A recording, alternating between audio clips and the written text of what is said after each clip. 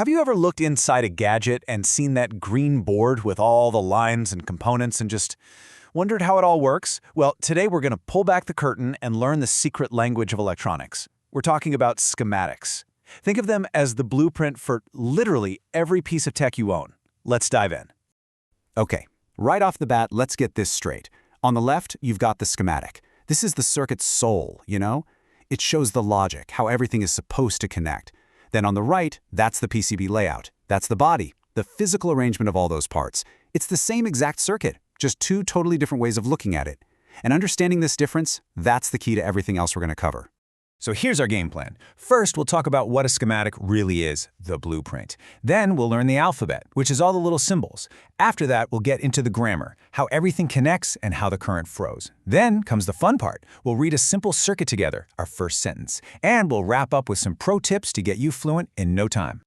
All right, section 1, the blueprint of electronics. Let's really lock in what a schematic is, and maybe just as important, what it isn't.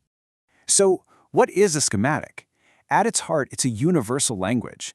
It uses symbols to show a circuit's electrical connections. The key thing to remember is that it has nothing to do with where the parts are physically placed on the board.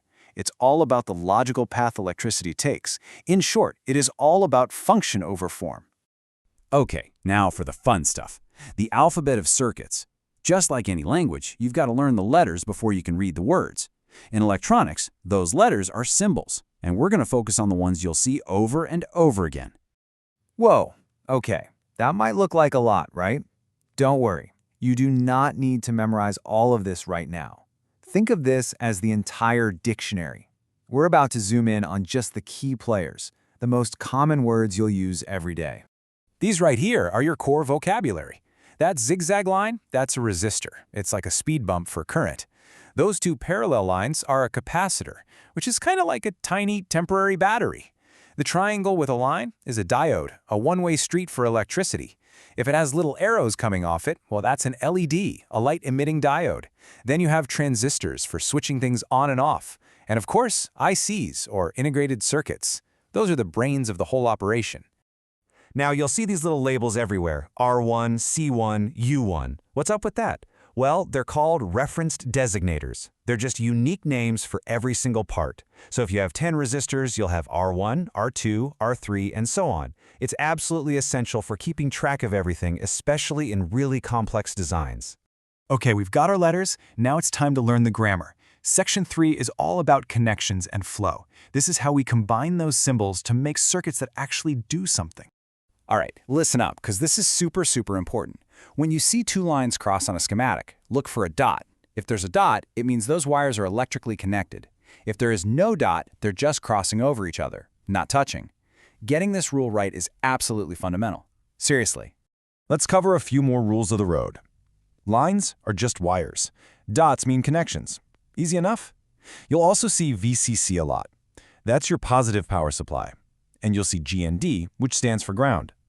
You can think of ground as the return path that completes the whole circuit. Every single circuit needs a path back to ground to work.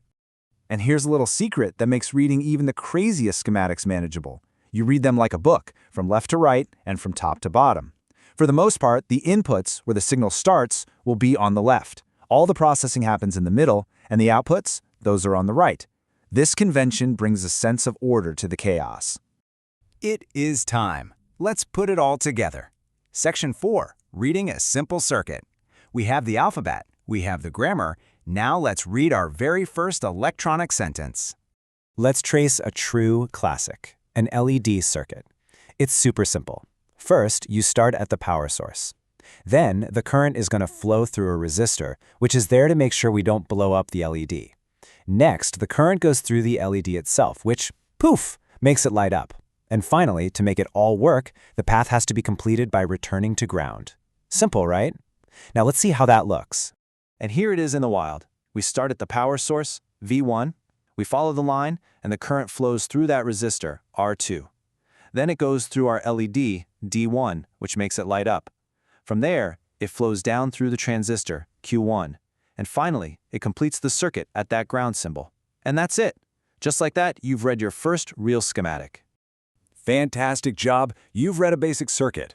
So for our last section, let's go over some tips to take you from just reading to being truly fluent. We'll talk about some common mistakes to avoid and the kind of mindset that pros have. So this really shows the difference between a beginner and a pro. A pro always starts by finding the power and ground connections first. Then they trace the signal path step by step. But here's the real secret. A pro learns to see the circuit in functional blocks. They don't just see a bunch of random parts. They see groups of components that work together to do one specific job, like a power supply section or an amplifier section. This one trick turns a huge, confusing puzzle into a few smaller, much easier puzzles to solve. And really, that brings us to the most important takeaway of all. Once you understand the logic, every circuit starts to make sense. This isn't about just memorizing symbols. It's about learning to read the story that a circuit is trying to tell. So, the only question left is, what story are you going to uncover first?